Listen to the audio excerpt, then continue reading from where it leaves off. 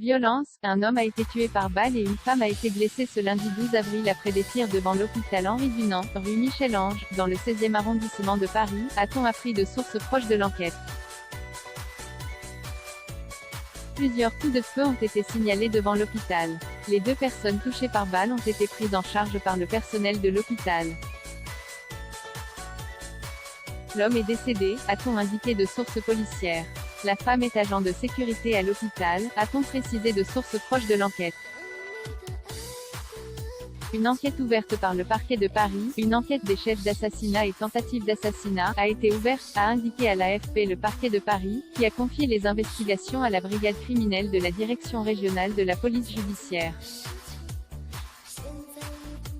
Aucun élément n'a été donné à ce stade par les enquêteurs sur les circonstances des tirs, devant cet hôpital privé administré par la Croix-Rouge française. La police judiciaire va recueillir un certain nombre de témoignages et va faire son travail, a précisé le maire LR de l'arrondissement, Francis Skinner, à nos confrères de BFM TV. Le nombre de doubles relevés me laisse à penser que c'est plutôt prémédité. Au micro de l'agence de presse de PRL, le maire d'arrondissement a ajouté qu'il ne s'agissait en revanche pas d'un attentat terroriste.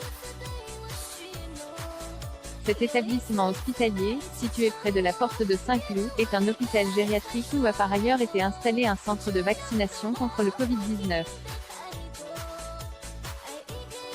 Dispositif de sécurité XXL. Un périmètre de sécurité a été déployé dans les 50 mètres autour de l'hôpital, a constaté un journaliste de l'AFP. Plusieurs véhicules de pompiers stationnent devant l'établissement. On a beaucoup de personnes choquées à l'intérieur, a expliqué à l'AFP un employé de la Croix-Rouge. Derrière le cordon, les patients qui ont des rendez-vous médicaux font la queue. L'hôpital fonctionne désormais en effectif réduit, a poursuivi l'employé de la Croix-Rouge, ajoutant que seuls ceux figurant sur une liste prioritaire peuvent entrer, les autres étant invités à revenir mardi ou mercredi. À voir également sur le post, Darmanin et Hidalgo rendent hommage aux victimes des attaques de Charlie Hebdo et de l'hypercaché. Lire aussi, projet d'attentat contre une église, la suspecte de Béziers mise en examen et Echo et un agent parisien la juge indécente en jupe, la ville ouvre une enquête interne.